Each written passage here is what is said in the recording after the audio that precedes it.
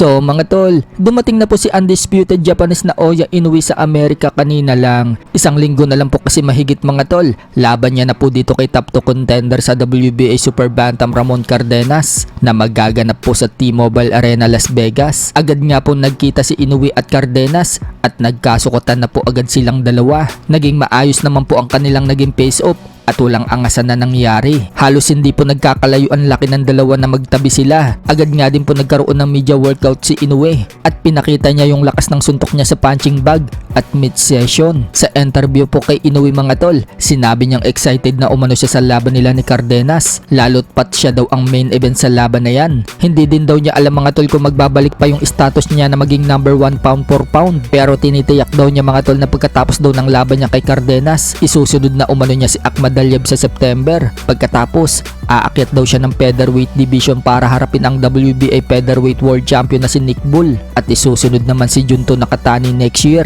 At dyan sa mga laban na yan mga tol, sana daw muli siya maging number 1 pound for pound. Marami naman po ang nagsasabi ng mga Pinoy fans mga tol na easy lang daw umano na didispatchahin ni Inoue itong si Cardenas. Binansagan pa nga po ng mga Pinoy fans na sardinas daw itong si Cardenas. Sa kabilang banda naman mga tol, grabe po ngayon ang Japan dahil ang mga world champion, sila na ngayon ang dadayo sa bansang Japan para depensahan ng mga titulo nila. Si WBO welterweight world champion Brian Norman Jr. dadayo sa bansang Japan para idepensa ang kanyang titulo dito kay Japanese knockout artist Jin Sasaki na magaganap na sa June 19. Habang nag-utos naman po ang WBA mga tol na kailangan depensahan ni Gary Antoine Russell ang kanyang WBA super lightweight world title dito kay Japanese Andy Hiraoka. At napapabalitaan mga tol na sa Japan din daw gaganapin ang laban na yan. Maging nga po ang laban ng kababayan natin na si Christian Araneta versus Tanong Saksimsri ng Thailand para sa bakanting IBF light flyweight. Sa Japan din gaganapin ang laban mga tol sa June 19. So matindi nga po ang Japan mga tol